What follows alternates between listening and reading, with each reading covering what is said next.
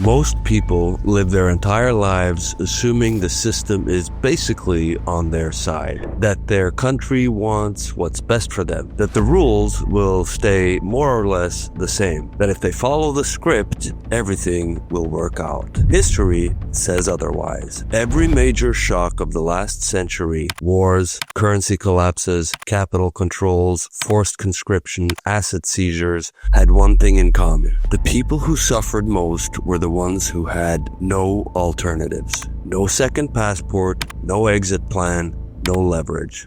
A sovereign individual is simply someone who refuses to be trapped by a single system. Someone who understands that governments act in their own interests, that freedom is fragile, and that optionality is the ultimate form of insurance. This video is not about paranoia. It's not about hiding in the woods or rejecting modern life. And it's not about breaking the law. It's about thinking clearly in a world where states grow stronger, rules change faster, and individuals who fail to plan end up paying the price. What follows are 28 rules for sovereign individuals. Practical, hard-earned principles for protecting your freedom, your family, and your future across borders, currencies, and political cycles. You don't need to follow all of them today, but ignoring them entirely comes at a cost, because the world isn't free.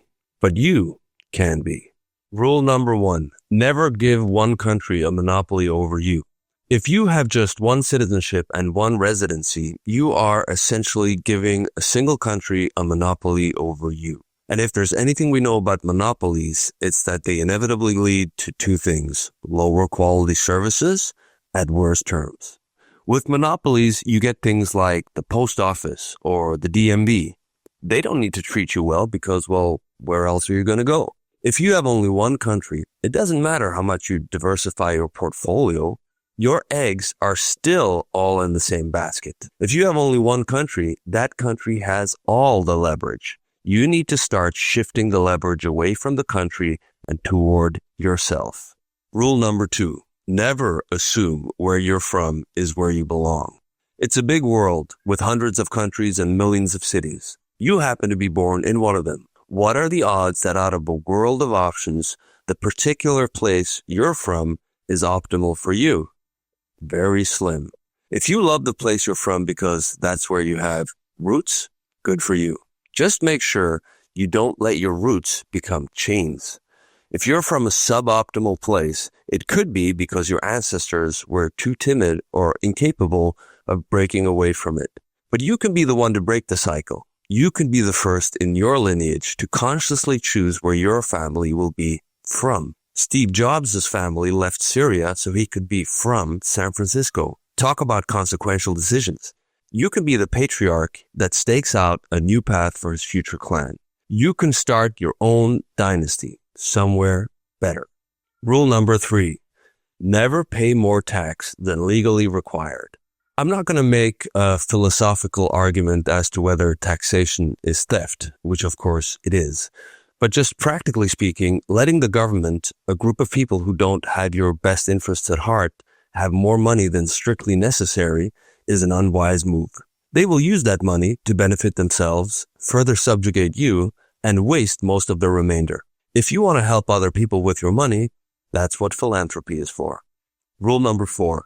Never leave yourself open to military conscription. Fighting to defend your family, your property, and your values is a noble endeavor. Being forced to fight on behalf of a government that doesn't give a damn about you, alongside people with whom all you have in common is being born within the same border, is not.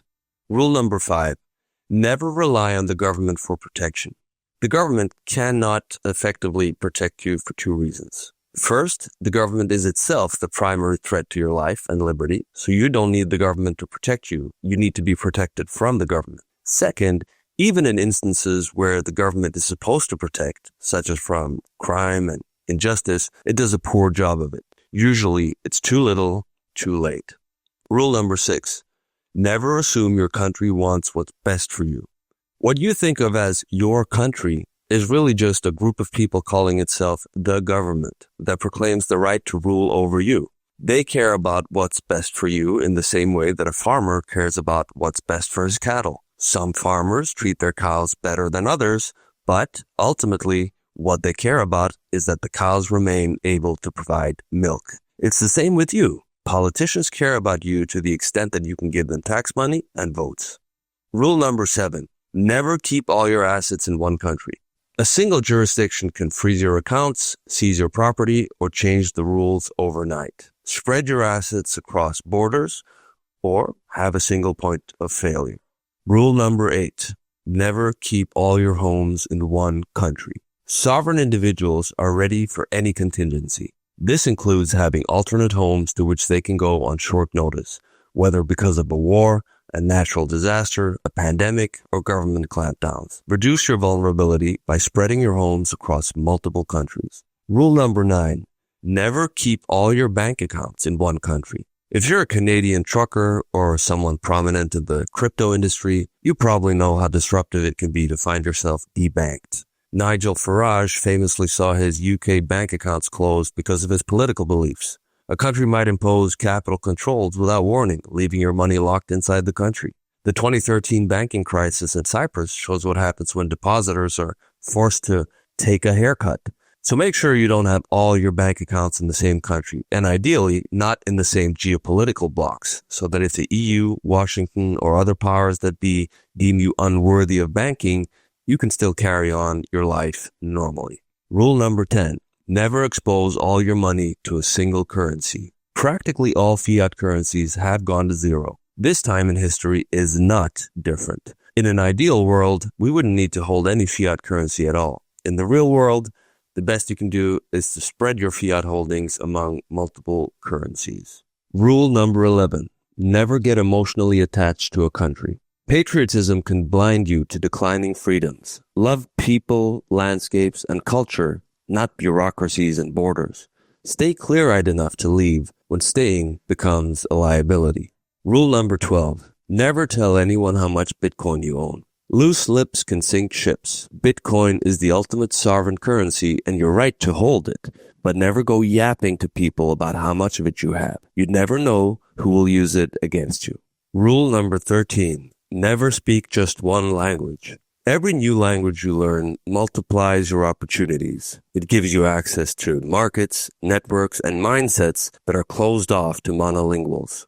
Language is leverage, and it compounds. Speaking just one language limits your easy life zones. When you speak additional languages, entire new regions open up for you. Spanish opens up Latin America. Mandarin gives you entry to the world's biggest diaspora network. Don't let monolingualism limit your options.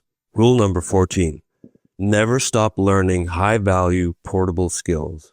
Governments and criminals can take your property, but not your knowledge. Skills that travel with you, coding, sales, investing, craftsmanship, are your most durable assets. They are a form of insurance, allowing you to make a living wherever you go. A sovereign individual is valuable anywhere. Rule number 15. Never publicly announce your travel plans. Refrain from constantly sharing your movements with the world through social media posts. There are many ways this can be used against you, including by tax authorities, kidnappers, or crazy fans if you're a public person. Rule number 16. Never give bureaucrats more information than required. Every form you complete can be used against you later. Answer only what the law requires, no more, no less. The less they know, the freer you remain. Rule number 17. Never assume laws will remain favorable to you. Presume that whatever laws currently work in favor of your assets or your freedom in general will change in the future. No structure or setup is ever final. Free countries can become repressive. Tax advantages can turn into tax traps. Always keep an eye on the political horizon. Remain diversified across jurisdictions and be ready to adapt on short notice. Rule number 18. Always maintain location-independent income. If you haven't already, start now building income streams that allow you to earn money wherever you are. Could you move countries tomorrow without disruption to your cash flow? Location-independent income can take many forms. Remote businesses like e-commerce, SaaS, consulting, or content, dividend-paying equities, rental properties, you name it. There are many sources of location-independent income. Start building them today. Rule number 19. Always make sure a portion of your wealth is portable. You might have to leave a given country on very short notice. There might not be time to liquidate your local property portfolio, sell your business assets, and so on. Keep a meaningful share of your wealth in assets you can bring with you, most notably Bitcoin, but also gold coins, diamonds, luxury watches, and similar. Rule number 20. Always assume governments will become more restrictive. History is full of examples of countries that started out free and grew gradually or even suddenly more repressive.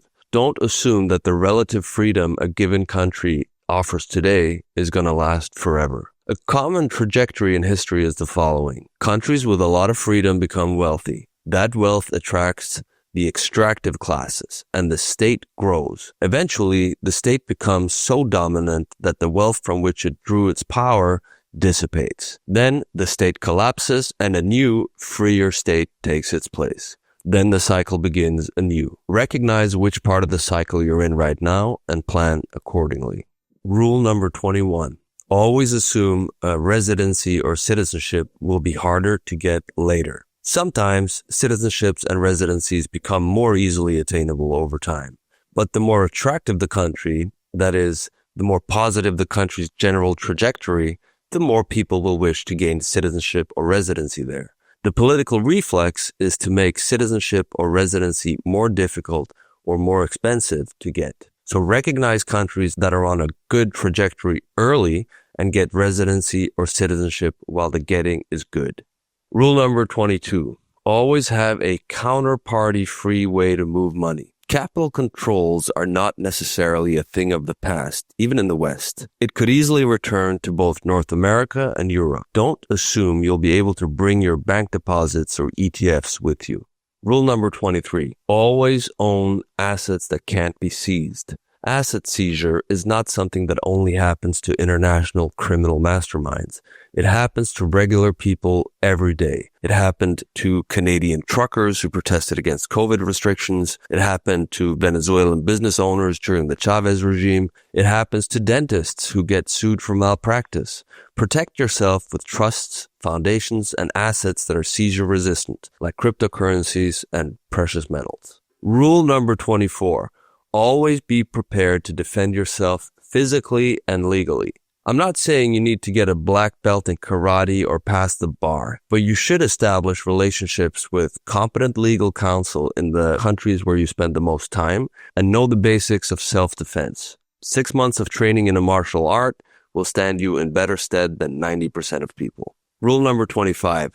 Always stay physically fit. Weak or sick people can't be free. Take your health very seriously. You can have the most bulletproof corporate and tax structures in the world, but they won't be worth a farthing if you can't get out of bed. You can't escape, rebuild, or adapt if you're weak or sick. Physical strength is moral strength made visible. Rule number 26. Always think 3 steps ahead. Consider the geopolitical horizon. Pay attention to demographic shifts, debt crises, and emerging authoritarianism. The earlier you see patterns, the less you'll suffer their consequences. Rule number 27. Always keep a portion of your wealth outside of banks and off exchanges. Bank accounts can be frozen. Exchanges can be hacked. Hold some assets privately, offline, under your control. If every cent you own depends on the security measures of a third party or remaining in good standing with bureaucrats, you're not sovereign.